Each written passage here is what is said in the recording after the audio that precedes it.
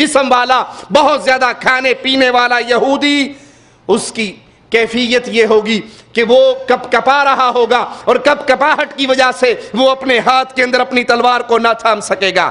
اہل ایمان دجال کی طرف اٹھ کھڑے ہوں گے اور اس پر فتح پا لیں گے۔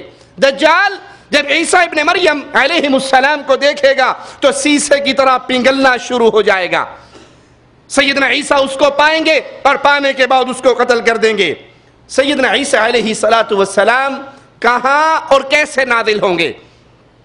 ان کے نزول کی کیفیت اور ان کے نزول کا مقام کیا ہے؟ عیسیٰ علیہ السلام کا نزول دمشق کے ایک سفید مینارے کے قریب ہوگا۔ وہ 2 فرشتوں کے پروں پر اپنی ہتھیلی رکھے ہوئے تشریف لائیں گے۔ رسول اللہ صلی اللہ علیہ وسلم نے سیدنا عیسیٰ علیہ السلام کی جسمانی صفات بھی اپنی امت کے لیے بیان کی۔ قربان جائیں محمد کریم صلی اللہ علیہ وسلم پر، اللہ کے نبی نے دین اسلام کا کوئی مسئلہ نہیں جس میں اپنی امت کو پیاسا چھوڑا ہو۔ اور سچ کہا امام الانبیاء علیہ السلام کے صحابی نے آقا علیہ السلام کی وفات کے موقع پر محمد کریم علیہ السلام فوت ہوئے، اس حال میں فوت ہوئے آسمان پہ اڑنے والے پرندوں تک کا علم ہمیں دے کر گئے۔ کوئی مسئلہ دین کا نہیں، اسلام کا نہیں جس میں اللہ کے حبیب جناب محمد کریم صلی اللہ علیہ وسلم نے اپنے ماننے والوں کو پیاسا چھوڑا ہو۔ رسول کریم صلی اللہ علیہ وسلم کی احادیث صحیح بخاری میں موجود ہے جس میں عیسیٰ علیہ السلام کی جسمانی صفات بیان ہوئی ہیں۔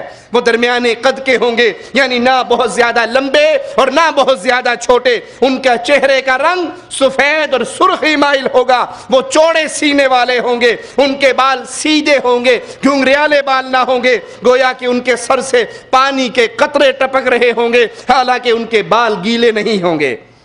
لوگوں میں عروہ بن مسعود ثقفی رضی اللہ عنہ وارضا، ان کی شکل سیدنا عیسیٰ علیہ السلام سے زیادہ ملتی ہے۔ صحیح مسلم میں ہے، رسول کریم صلی اللہ علیہ وسلم نے فرمایا، میں حتیم میں تھا، حرم میں، قریش مکہ نے مجھ سے بیت المقدس کے بارے میں سوالات کرنے شروع کر دیے۔ اللہ کے لیے امام الانبیاء کا یہ فرمان سنیے، اس حدیث کو اپنے سامنے رکھیے۔ یہ حدیث کئی الجھے ہوئے مسائل کو بالکل کھلا کر دے گی۔ جس کو لوگوں نے الجھا لیا ہے، شریعت نے اس میں الجھاؤ نہیں چھوڑا تھا۔ اور اللہ کی شان، یہ حدیث ہے کہاں پر؟ صحیح مسلم میں۔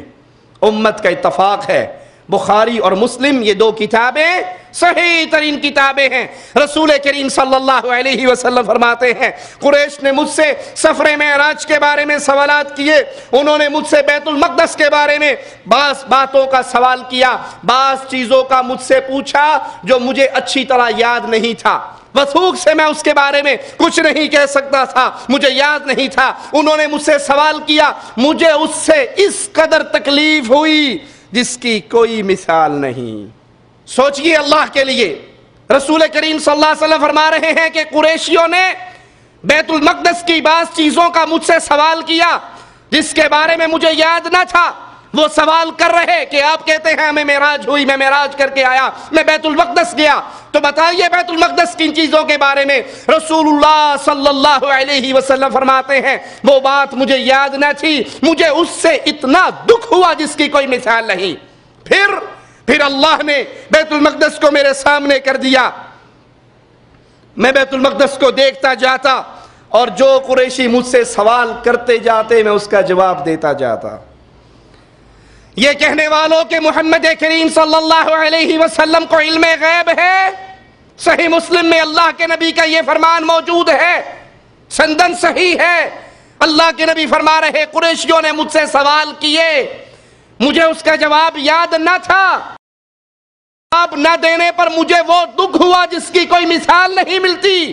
اگر اللہ کے رسول صلی اللہ علیہ وسلم میرے ماں باپ قربان ہو جائیں مصطفیٰ علیہ السلام کی عزت پر، عصمت پر، طہارت پر، پاکیزگی پر، لیکن لوگوں علم غیب اللہ کا خاصہ ہے۔ اگر مصطفیٰ عالم الغیب ہوتے تو پھر بتائیے آقا نے یہ کیوں کہا کہ اللہ نے بیت المقدس کو میرے سامنے کر دیا؟ عالم الغیب ہوتے تو ان کے سوالوں کا جواب خود ہی دے دیتے۔ یہ کہنے والوں، اللہ کے رسول صلی اللہ علیہ وسلم حاضر ناظر ہیں، ہر وقت ہر جگہ موجود ہیں۔ جب بیت المقدس کے بارے میں قریشی سوال کر رہے تھے، اللہ کے نبی صلی اللہ علیہ وسلم کو جواب یاد نہ تھا، تو آپ پریشان کیوں ہوئے؟ آپ کو دکھ کیوں ہوا؟ آپ تو اس وقت مکہ میں بھی تھے، بیت المقدس میں بھی تھے، تو بیت المقدس میں ہوتے ہوئے ان کے سوالوں کا جواب کیوں نہیں دیا؟ آپ کا یہ فرمانا کیا کہے گا، کیا کہلائے گا؟ آپ نے فرمایا اللہ نے بیت المقدس کو میرے سامنے کر دیا، میں بیت المقدس کو دیکھتا جاتا، قریشیوں کے سوالوں کا جواب دیتا جاتا۔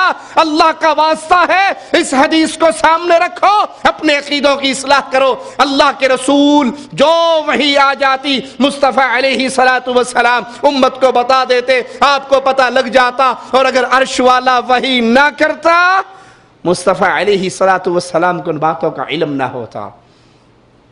اگر نبی حاضر ناظر ہوتے تو اسی وقت مکہ میں بھی تھے اور اسی وقت بیت المقدس میں بھی تھے، وہاں سے ان کے سوالوں کے جواب دے سکتے تھے۔ نبی محتاج تھے اللہ کی طرف سے آنے والے علم کے، وحی کے، اور بیت المقدس کے سامنے کیے جانے کے، پھر جواب دیا۔ آقا علیہ السلام فرماتے ہیں، شب معراج میں نے اپنے آپ کو انبیاء کی جماعت میں پایا۔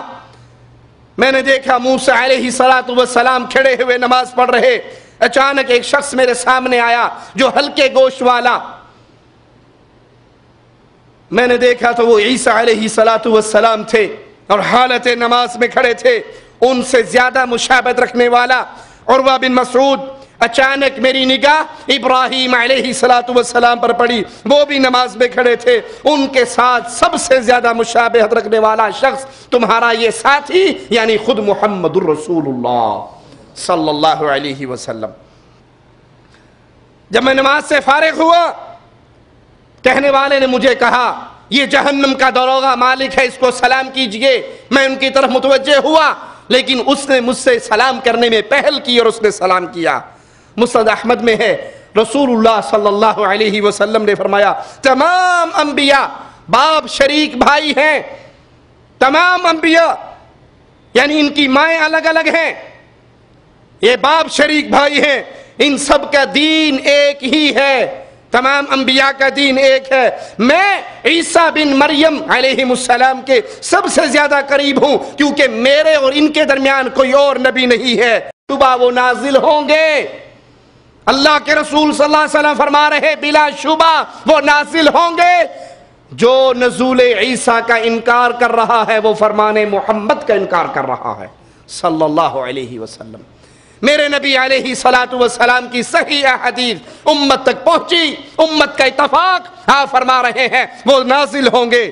جب تو انہیں دیکھو تو پہچان لینا، وہ درمیانے قد، سرخ اور سفیدی مائل رنگ کے ہوں گے، ان کے اوپر ہلکے زرد رنگ کے دو کپڑے ہوں گے، ان کے سر سے پانی کے قطرے ٹپک رہے ہوں گے، مگر ان کا سر گیلا نہ ہوگا۔ وہ صلیب کے ٹکڑے ٹکڑے کر دیں گے، وہ خنزیر کو قتل کر دیں گے، وہ جزیہ اٹھا لیں گے، لوگوں کو اسلام کی طرف دعوت دیں گے۔ اللہ تعالیٰ ان کے دور میں اسلام کے سوا کسی مذہب کو قبول نہیں کرے گا۔ جزیہ دے کر اپنے مذہب پر باقی رہنے والا نظام ختم ہو جائے گا، سوائے اسلام کے اللہ دوسرا کسی مذہب کو قبول نہیں کرے گا، اور ان کے عہد میں اللہ تعالی مسیح دجال کو ہلاک کر دے گا۔ زمین میں امن و امان کا دور دورہ ہوگا، زمین میں سکون ہوگا، امن و امان ہوگا، حتیٰ کہ شیر اونٹوں کے ساتھ، چیتے گائے کے ساتھ، بھیڑیے بکریوں کے ساتھ چریں گے اور وہ انہیں کوئی نقصان نہیں پہنچائیں گے۔ پھر عیسیٰ علیہ السلام 40 سال حکومت کریں گے، پھر ان کی وفات ہوگی اور مسلمان عیسیٰ علیہ السلام کا نماز جنازہ ادا کریں گے۔ سلسلہ احادیث صحیحہ کے اندر شیخ البانی رحمہ اللہ یہ روایت لے کر آئے ہیں کہ رسول اللہ صلی اللہ علیہ وسلم نے فرمایا مسیح علیہ السلام کی آمد کے بعد زندگی گزارنے والوں کو مبارک ہو، اس جماعت کو مبارک ہو جو عیسیٰ علیہ السلام کے نزول کے بعد زندگی کو پائیں گے۔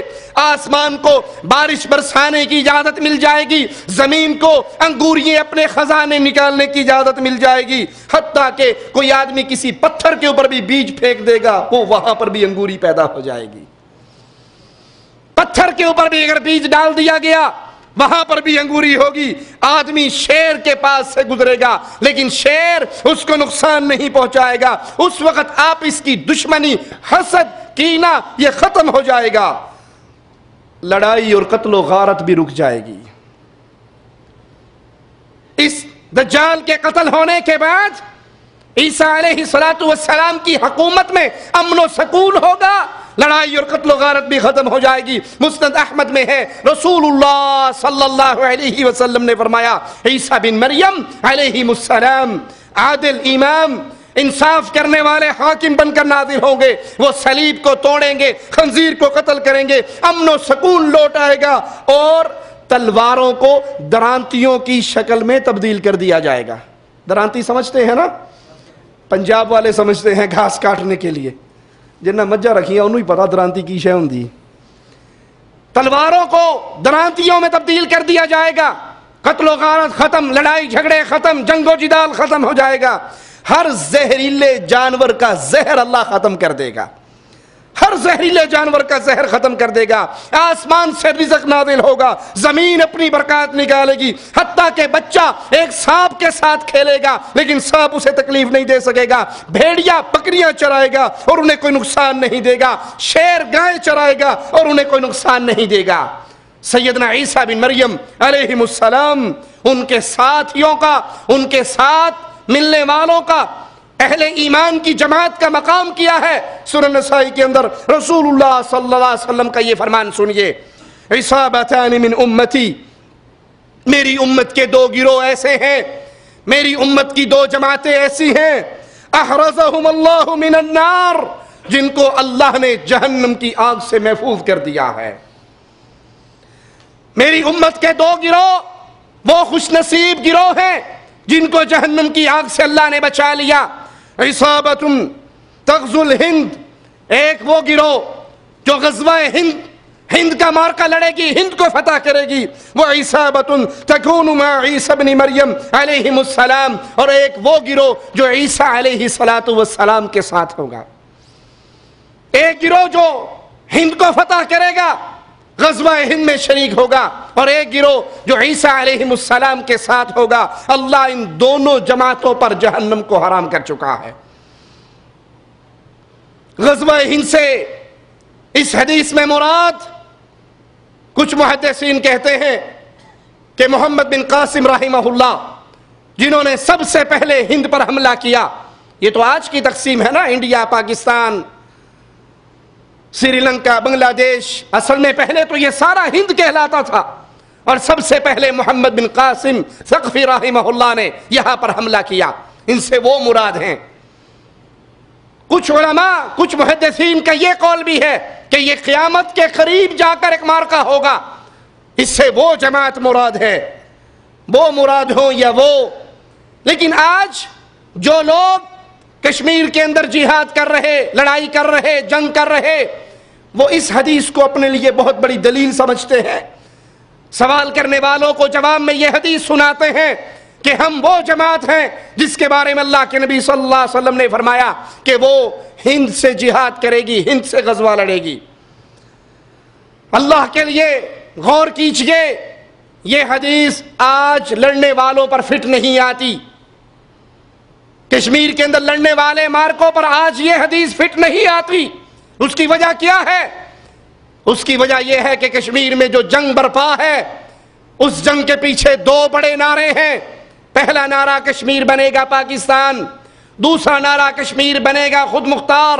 یہ دو بنیادی نعرے، بنیادی نظریے ہیں کشمیر میں لڑنے والوں کے. اگر کشمیر پاکستان بنے یا کشمیر خود مختار بنے، دونوں صورتوں میں توحید کا نعرہ نہیں ہے، اسلام کا نعرہ نہیں ہے. یہ وطنیت کی جنگ ہے، یہ ملک کی جنگ ہے، یہ قوم کی جنگ ہے، یہ وطن کی جنگ ہے. اس جنگ کے اندر اسلام کا ذکر نہیں ہے.